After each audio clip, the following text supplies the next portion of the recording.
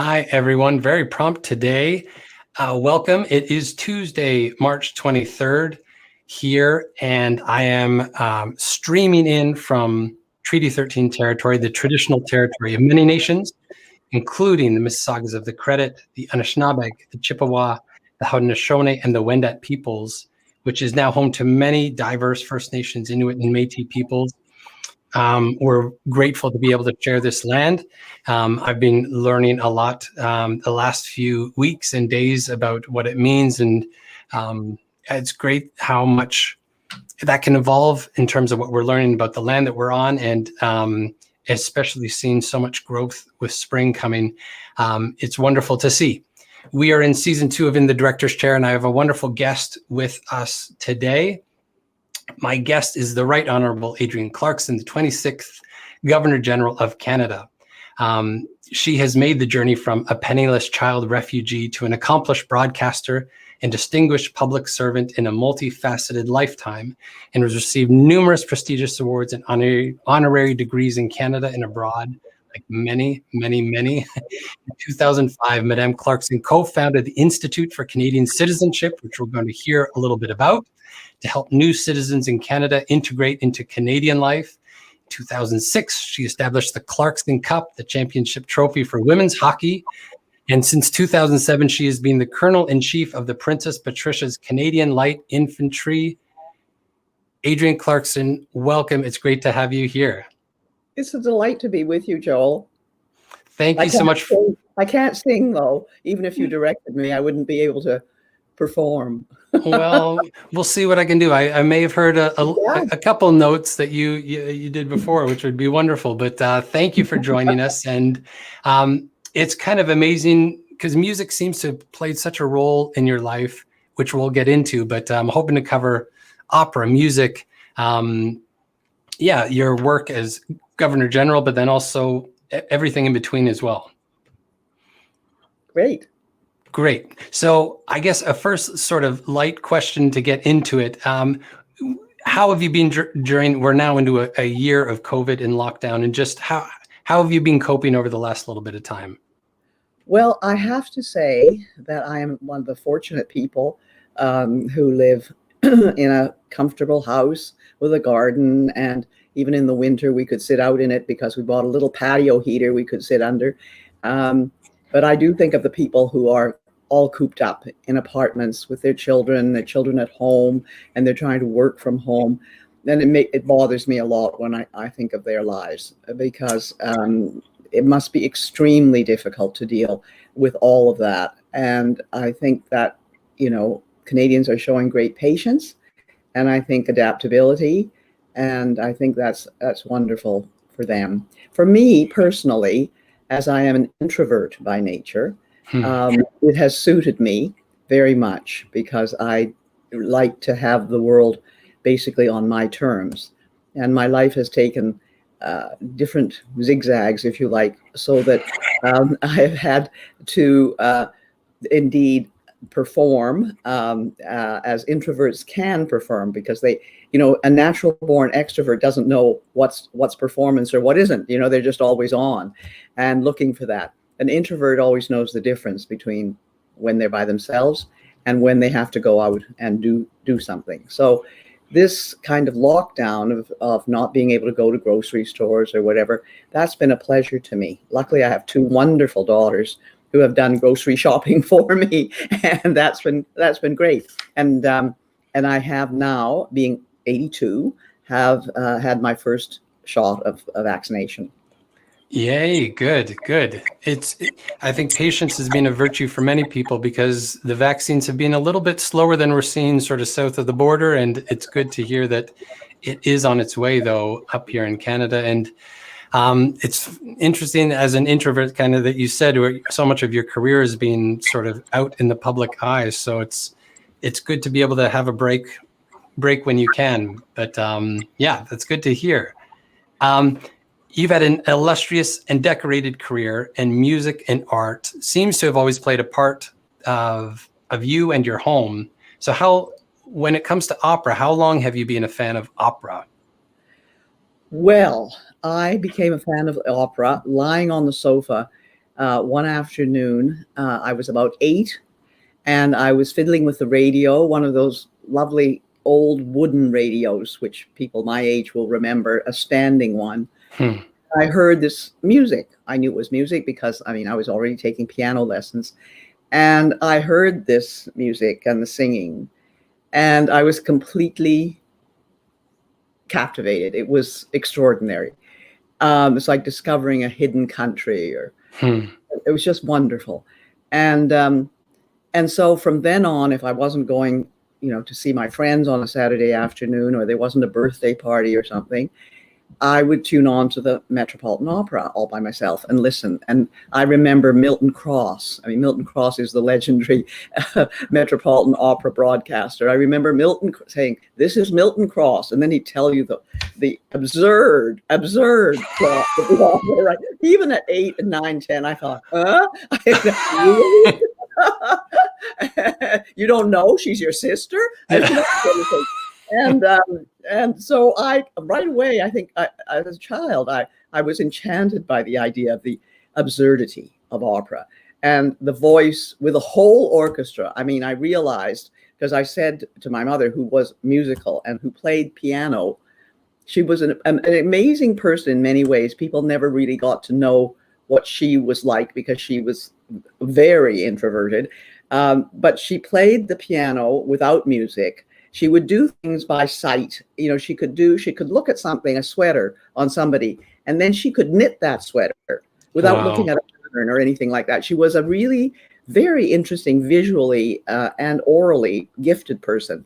And because she'd never had the chance to use that in any way, it kind of just was her own little thing. She made me wonderful sweaters, she did things. But she said, yes, I know, of course, we are Chinese from Hong Kong, but she had seen films of operas in Hong Kong.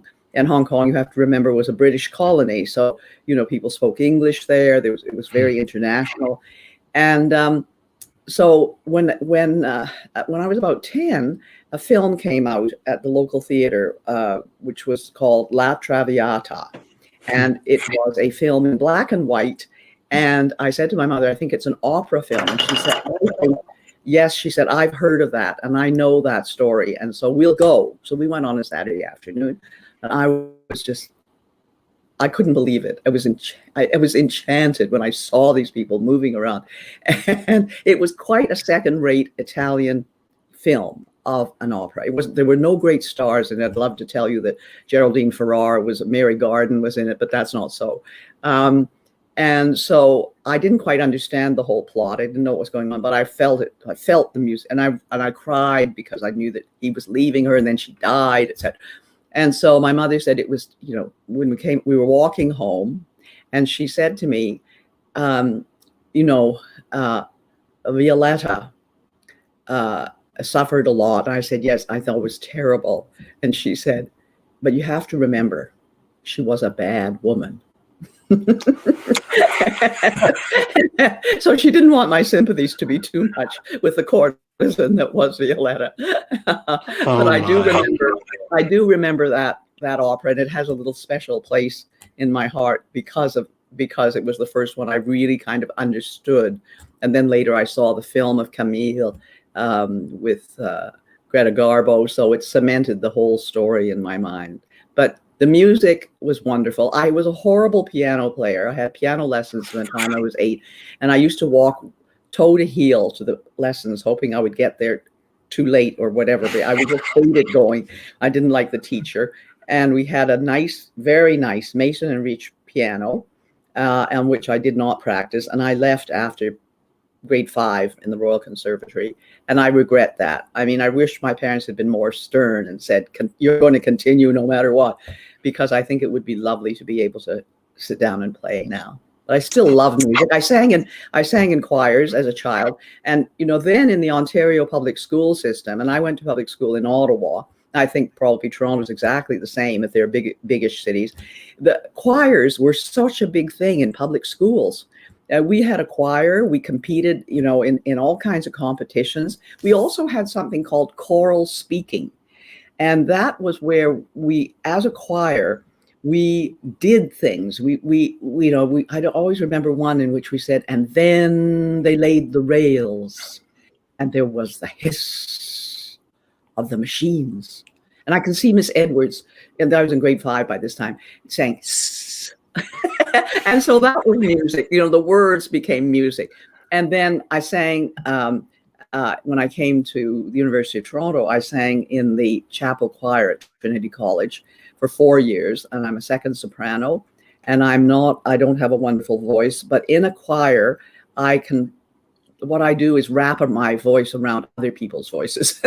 And I love the singing, and I loved church music. Besides opera, church music is the other music that I really love. I came to symphonic music. Piano music, of course, was always played on records at home.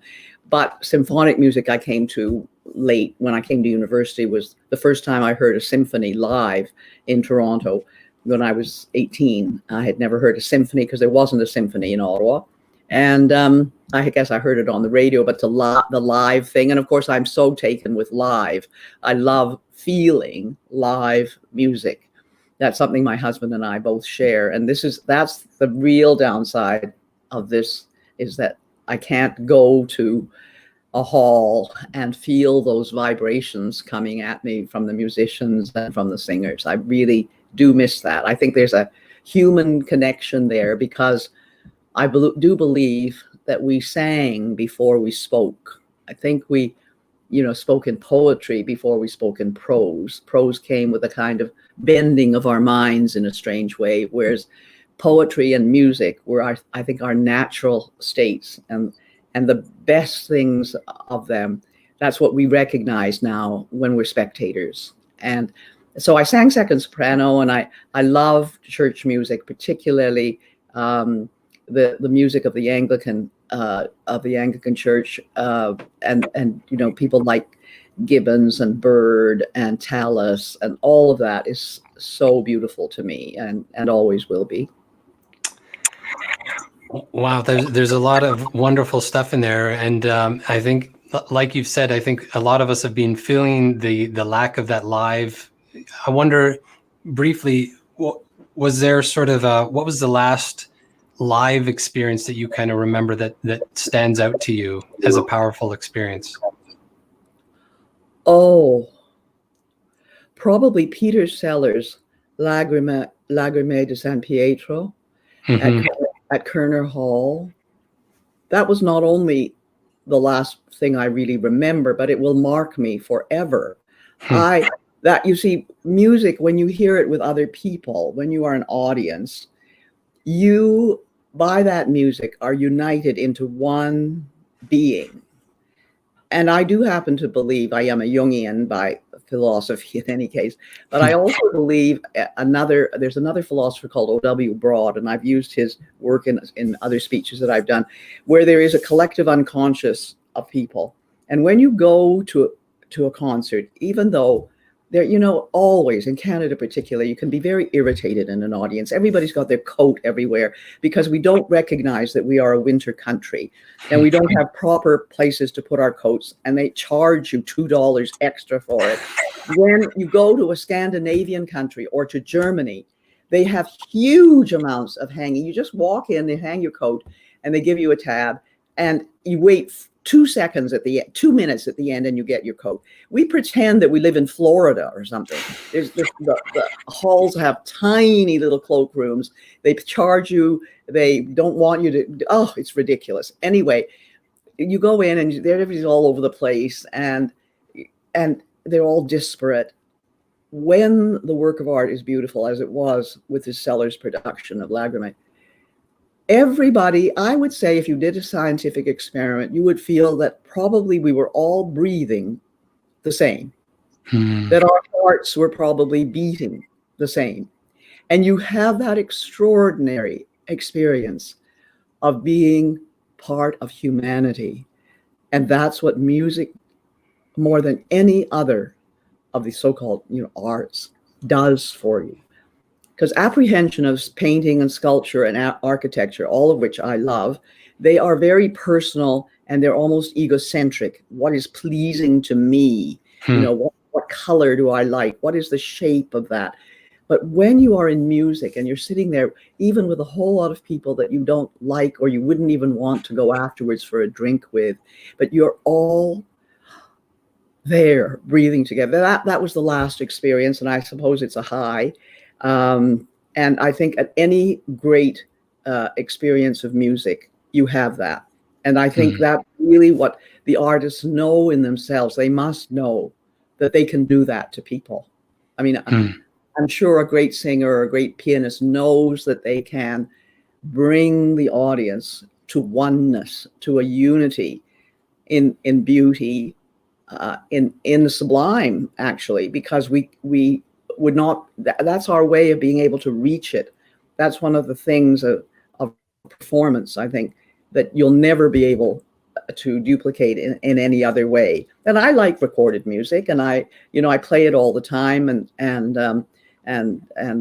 like it, and I cook to it and do things to it. But when you are in a performance space, it is sacred. And that sacredness is what carries you on. And that's what I feel is great. What I missed is that I went to the lockdown. I had a spring trip planned where I was going to hear Amber Braid in Barry Kosky's production of Salome at Frankfurt. I was going to go to Ai Weiwei's production. He was going to direct. He is directing Turandot at the Rome Opera. I had a spring that was filled with things like that. I was going to see a Robert Wilson production, and anyway, all that went, and I don't know when we will pick it up again. I don't know. I'm not sure. I don't know that we, when will it be? When will I go to the Transact Club and see them again show, which I love. I love the way we get into the audience there too, and into right there with them all, with Musetta and Mimi and Rodolfo. I always think have to be by themselves, but really, I like Musetta. She brings us into it. Yeah, exactly. So I guess knowing how much you love the live, I'm guessing it's been a challenge watching online and seeing productions. Yeah. I must say what I've done is I've subscribed to the, I've looked up all of the Metropolitan Opera because I go into the archive.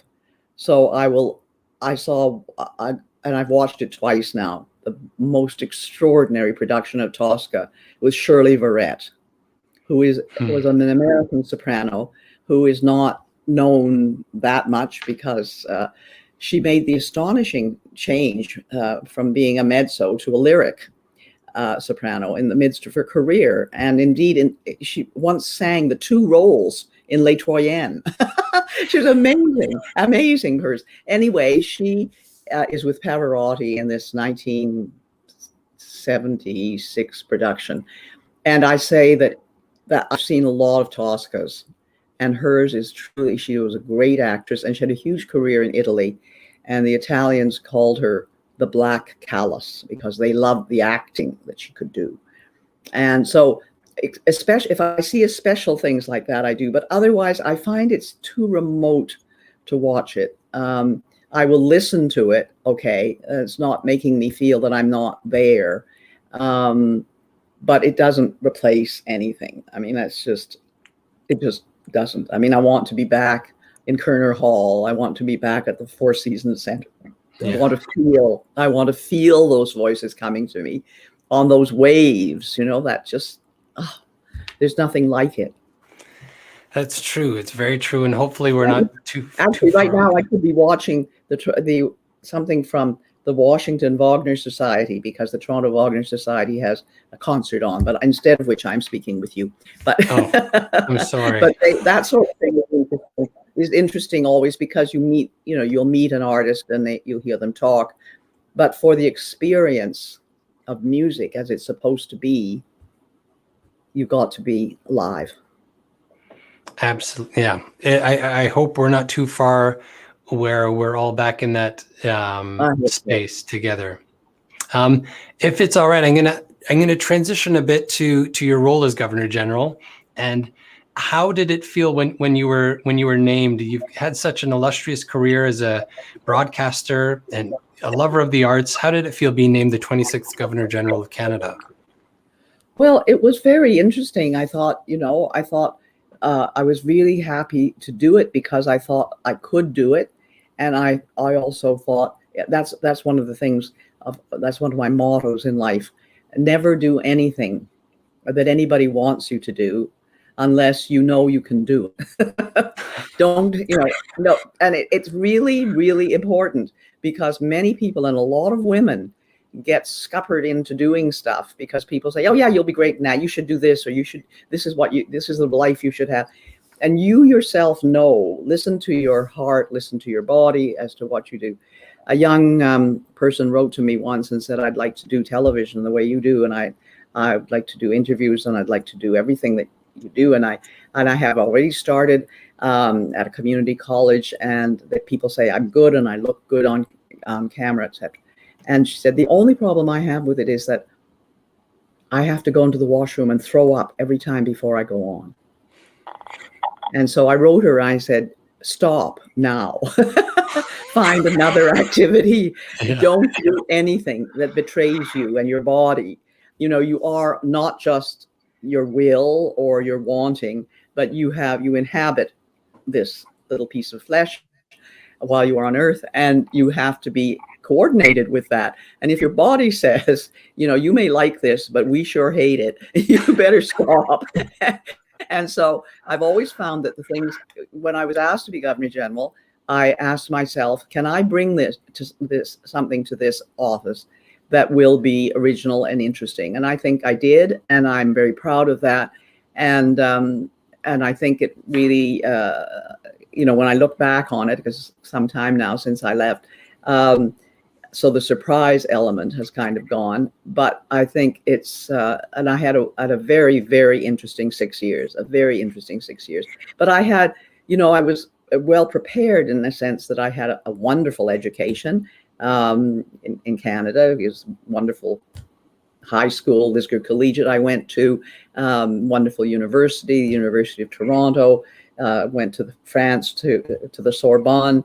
I was Agent General for the Ontario government in France. I had chaired the Museum of Civilization. I had done a lot of things, and I knew a lot about politics because of my work as a journalist and so on. So all of that I really understood. So you could reach out for help too as a Governor General, because the Privy Council is there, because deputy ministers are there to help you, everybody, and you have regular talks with the Prime Minister. And my Prime Minister was Jean Chrétien, and every 3 weeks he would come for coffee, and we would have chats. And so it was very, very interesting. And the role of the Governor General, I worry that people don't understand it, because it isn't just standing around with a bunch of medals and a hat on. It's basically constitutionally in our system, which is inherited as a Westminster system, the parliamentary system. It's where the buck stops. It's where the laws get signed. And I often say that the Governor General is like a highly colored fire hydrant, only to be used in emergencies, but boy, is it ever important that there's water there. and the Governor General has to be prepared at any moment, because that they are responsible for making sure that Canada has a democratically elected government headed by a person who has the confidence of the majority party. And that is really, it's not sexy, and it's not contentious, and two people butting heads against each other to become something because we have a party system. But it is very tried and true, and it comes out of the Westminster tradition, which is based on the Magna Carta, which is nearly 1,000 years old now. And because it is so unexciting, and because if it really works, you don't see any fireworks at all. We think it's dull and boring, and we think we could do without it. We cannot do without it.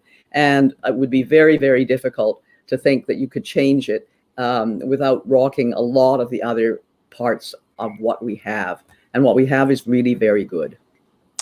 I think it's so important that I feel that there's perhaps some younger people and younger artists who perhaps don't know exactly what that position is, the Governor General. So I really appreciate you kind of walking us through that, because nowadays perhaps we only see them like you said at sort of special events or things like that. But to really understand Canadian politics and the role of how that is so important. And for someone who served that position so well, it's wonderful to see and to aspire to. And I guess are there a couple highlights or things that you want to comment on that?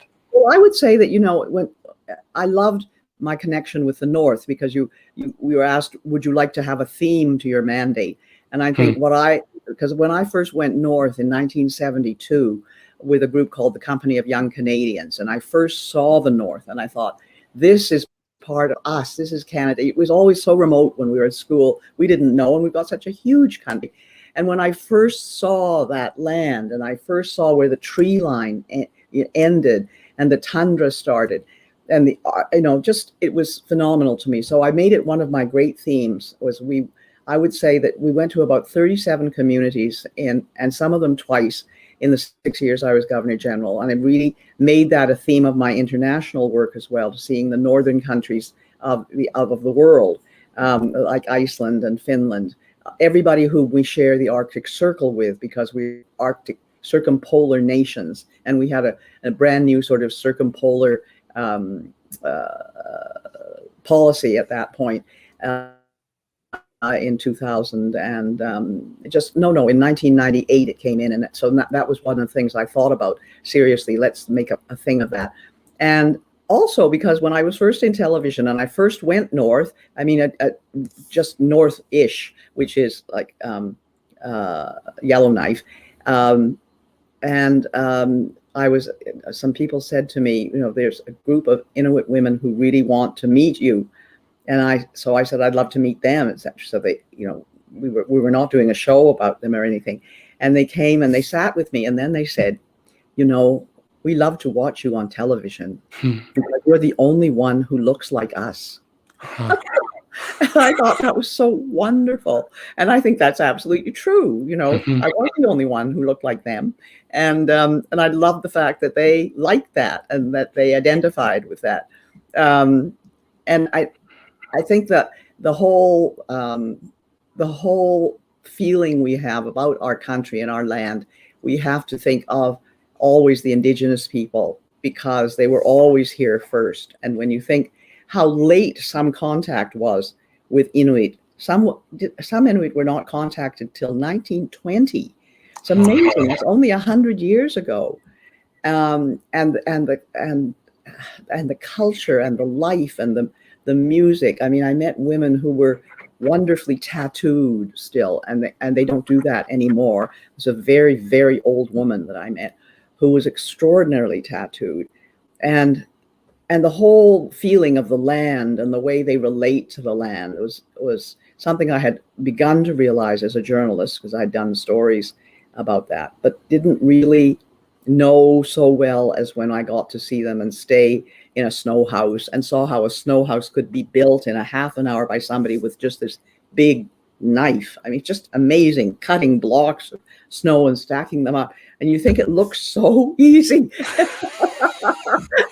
Amazing. You built it on the south facing slope. If you were stuck and you were a hunter, this is what you would do. And so we spent a night in one for just two people, and then we spent a night with our whole group of our aide-de-camp and our staff and so on. That we're all traveling together in a great big sort of apartment ice house, and that was really fun too. And it was warm. It was interesting. No, it was really. I think that's what we have to look to always, because that's what makes us different, is having this North and having the development of it. And I still worry and work very hard with thinking of the idea of having a university in the North. We're the only circumpolar country that doesn't have a university in the North. And that's really, really a shame. Finland, Norway, Iceland, all above the Arctic Circle, they have a university, and we do not. It's a terrible thing. You've been championing these ideas for many years, and it's something that younger Canadians need to become more aware of and champion as well, because that's exactly what is needed for, as we look towards reconciliation as well. So thank you for that work as well. You could have easily, after your time as Governor General, retired, but you did not, and you still are not, and you're still working away. And can you tell me a bit about the Institute for Canadian Citizenship? Well, when I became Governor General, I received letters from a lot of children in grade 6, which is when they start to learn about the Governor General. And one little girl wrote to me and said, now that you have become Governor General, I think that I could grow up and become Governor General too. And it was signed with a Portuguese name. And I just thought that was so wonderful to think that, children think, yes, they could grow up and become Governor General if they were a child of a refugee or immigrant family.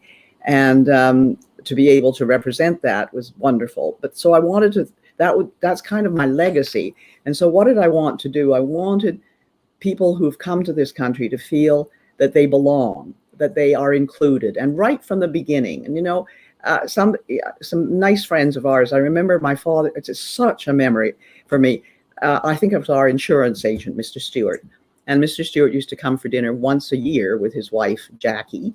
And Mr. Stewart said, Bill, that's my father's name, Bill, your kids are wonderful and they're doing so well in school, and they'll be Canadians, in about 30, 40 years, real Canadians. And after they left for dinner, Dad didn't say anything. And after they left, Dad said to me, you're Canadians now. You're Canadians now. And don't you ever forget it.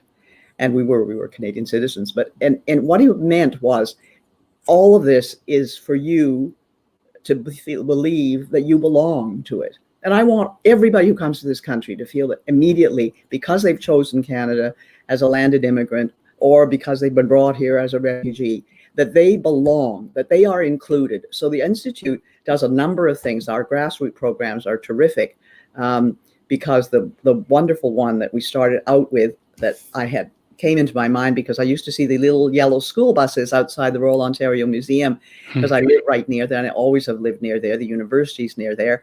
And so for 60 years, I've seen little yellow buses taking kids. And I was taken just as a kid in Ottawa to a museum. And I thought, what about their parents? Do they ever get a chance to go? They're working on assembly lines. Sometimes they're working 2 jobs and both parents are working. Do they ever go to a museum? Do they think they can? Or do they think that great big elegant building isn't for them, that they would have to have special clothes or something? So our first thing was called the Cultural Access Pass, now called CANOE. And for every Canadian citizen, our institute gives a free pass to more than now 1,400 cultural institutions in Canada for 1 year of a family up to 4. Wow. With 4 kids. And we've moved into the performing and all the provincial parks and national parks as well. And then they get 50% off on Via Rail travel. This is all within the first year, so that right away, you're wanted. And it's had tremendous uptake by the cultural institutions who are looking for audience, right? And with the Canadian Opera Company, now we're moving into performing arts. They'll put up that they have 70 seats that are not sold for the next night for the opera, and they put it on our site.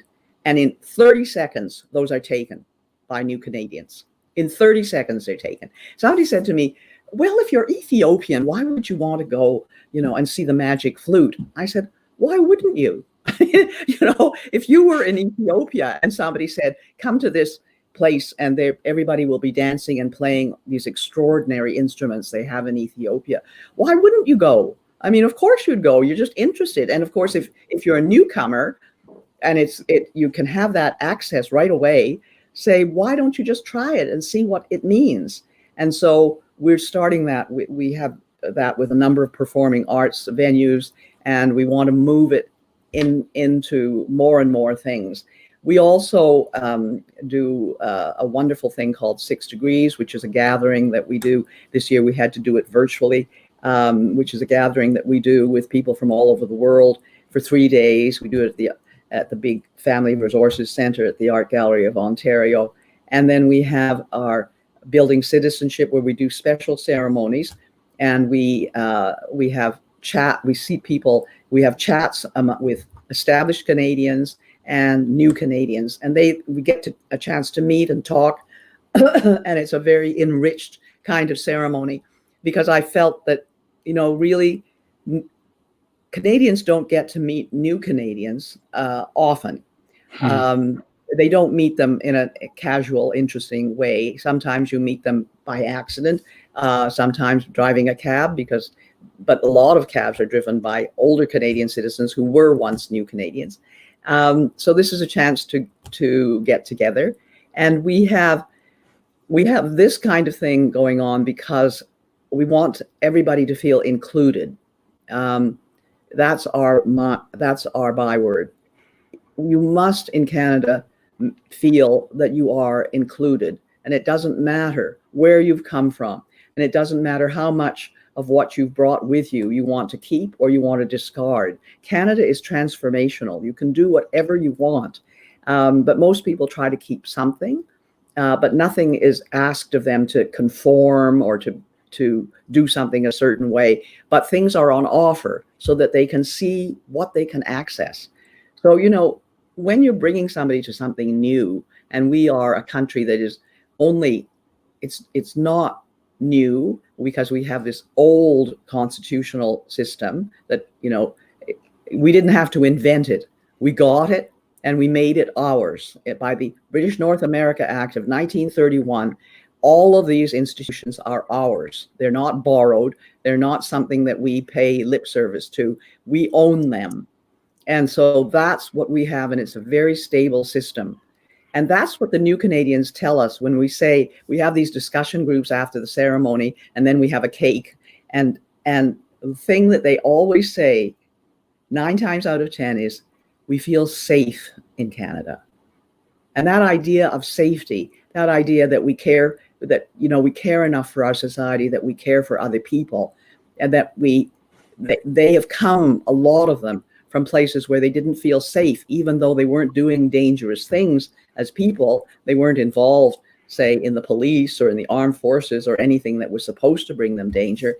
But they realized that in Canada, that's what they can give to their children, is a sense of security.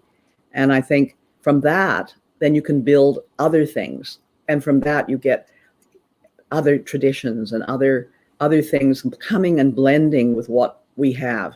But what is wonderful is that when you have a country like ours, you're transformed. I would not have been the same kind of person if I had grown up even with my parents. If I'd grown up in Hong Kong and then even gone abroad to university, I certainly wouldn't have become Governor General of Canada. I know that. It's just not, I had to grow up in Canada, and that's been the answer for me. Well, your modeling and your example is inspiring, and something that is we're very lucky to have. And again, thank you for it. Do you have time for 2 quick questions that the audience has put forward? Yes, I always enjoy that. This is from Catherine Limberty, and she says, "What do you think, Madame Clarkson, needs to be done to ensure the future of Canadian culture post-pandemic?" Not quite the easiest question, but... No, I think we're all dealing with it and trying to think, how are we going to do that? How are we going to bring people back into the venues, into the performing arts venues, into the museums and so on? And I think that we're going to have to make extra special efforts, but we're also going to have to be hybridizing a bit. I think that's going to be a challenge. We're going to have to show people things, give them previews, give them a taste of something, give them short things. 3 minutes is not that short when you're creating a little thing of art, as you know, Joel. 1 minute is not. 1 minute is a long time. It's a paragraph. It's 5 sentences. And so I think there's going to be that. And I think that people have to realize that they're going to be changed by this experience, because we've had collectively, as a nation, a near-death experience, right? And you're always changed after a near-death experience. If it happens to you because you got sick, or because you went to the hospital for something, or you were in a car accident. And so the whole nation collectively has had a near-death experience. And we have to come out of this affirming life And the performing arts particularly have a big role in this. And I think they have to start really thinking about how they can get people out and involved and make it necessary for them to leave their houses and do as much as possible while we have a good climate on, because, you know, a few months of the year we pretty well are locked down in our houses because of the weather in Canada. So, you know, what comes into my mind is that photographer whose name I forget, who takes the pictures of the people, like 100 or 300 people all nude lying in the street. Do you remember those? Oh, yes. And he gets them to do this, and they're all nude lying in the street in little little bubbles. And it's always wonderful to me to look at that, because people in the nude actually all look alike, because when you look at animals, they don't wear clothes, etc. And they do have different colored, you know, coats and whatever. But there's an identity among them. And I think that comes from their being able to say what's outside isn't that important. We are all, you know, the same. We're all human beings. And I think for the performing arts, we're going to have to do some things that are going to be like little shockers for us to get back together again. And I hope that we will find that. And I look forward to it, because I don't think we can just go back and say, well, the box office open, we're going to do this and that, and this is going to be our scene. I don't think we can actually really do that again and count on people coming or building an audience with the young, for instance. What you do, Joel, you know, your La Boheme and stuff in venues, in different venues, that's going to be something. And Taffel Music has done the same thing by going into bars and so on. I think we're going to have to bring that adaptation so that people know that what they're looking at is a live thing, that they're not worshiping something that's actually dead. Mm-hmm. and what that wonderful phrase of the poet Robert Frost, that what they admire is the phosphorescence of decay. That kind of attitude towards opera or the theater or concerts is just not going to be right now, and it's not going to be what people want to support or give themselves to. Well, you've given me some good ideas to some future productions when we come back, so we'll see where those go. Time for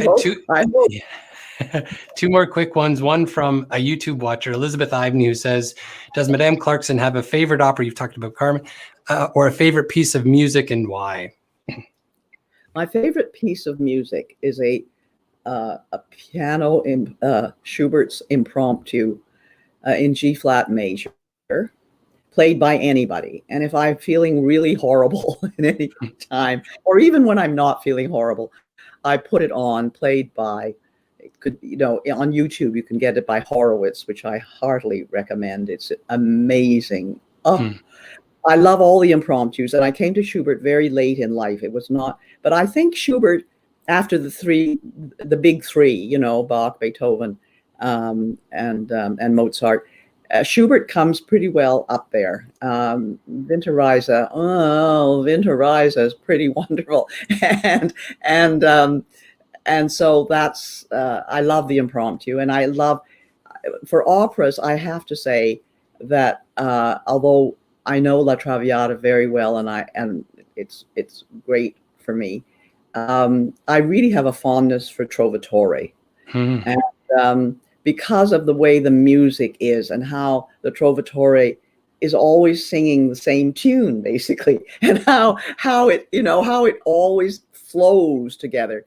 And I think Verdi is just extraordinary. It's just wonderful. And I'm late coming to Wagner, but I do think Wagner is pretty wonderful. Pretty wonderful. Wonderful. Thank you for that. Last little comment from Lachlan on Facebook, Lachlan McKinnon. He just says, hi, Adrienne. It's Spencer Tunick. Easy to remember. No tunics allowed. Adrienne, thank you. Dear Adrienne, thank you so much for doing this. Thank you for sharing a bit of who you are to our community. And I can't wait to join you in a live venue when we can. But thank you for doing this very much. It was wonderful to be with you, and I hope we'll be able to be back down at Little Trinity Church with Miriam and doing Marriage of Figaro and everything that you do so wonderfully, Joel. So great. Oh, thank you so much, and look forward to seeing you soon. I hope so. Goodbye. Goodbye. For those tuning in, thank you so much for watching this lovely interview with the Right Honourable Adrienne Clarkson. Please stay tuned to our social media channels for the next time that we will be there. And again, we want to let you know that our project, Messiah Complex, the film that we released over Christmas, is back April 1st to 13th. Please visit www.atgtheater.com to register. And we look forward to chatting with you the next time. Thank you so much and have a lovely evening.